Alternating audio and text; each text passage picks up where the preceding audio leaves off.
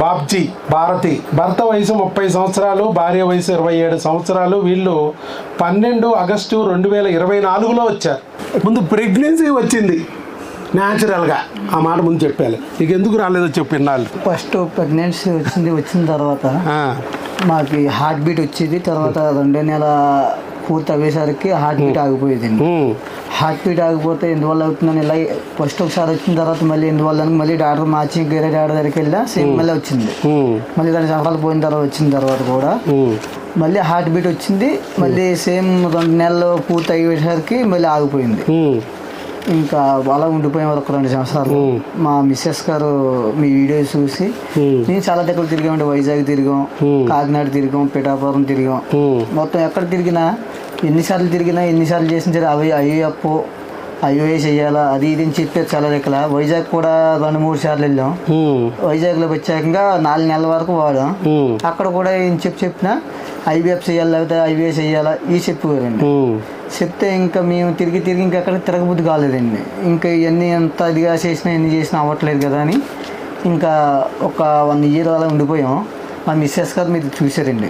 చూసిన తర్వాత ఒకసారి విజయవాడ వెళ్దాం అంటే అప్పటికే నేను కూడా నమ్మలేకపోయానండి. చాలా దగ్గర తిరిగాం, ఎక్కడ ఏం అవ్వట్లేదు. ఏంటంటే నా భార్య చాలా ఇబ్బందులు పడ్డదండి. చాలాసార్లు బతిమాలి అనుకో మా భార్య తీసుకొచ్చిందండి ఇక్కడికి.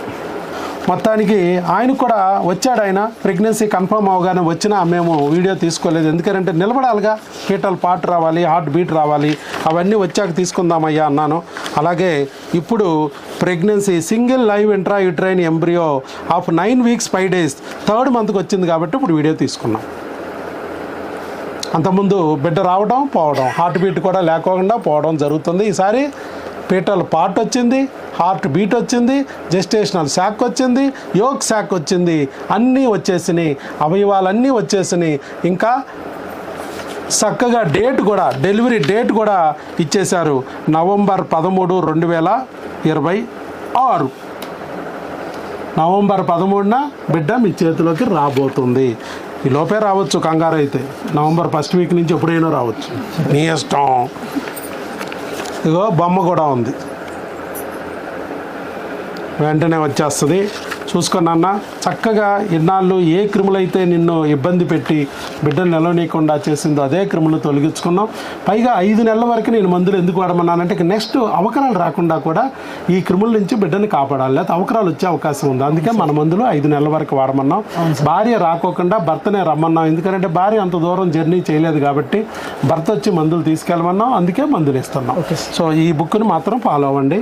గర్భిణీ స్త్రీ ఆహారము ఆరోగ్యం, ఈ బుక్ను ఫాలో అవుతూ ఉండొచ్చు. ఓకే, ఆల్ ది బెస్ట్ అయ్యా. God bless you. శీఘ్రమేవ సుపుత్ర సుపుత్రికా ప్రాప్తిరస్తు. రైట్.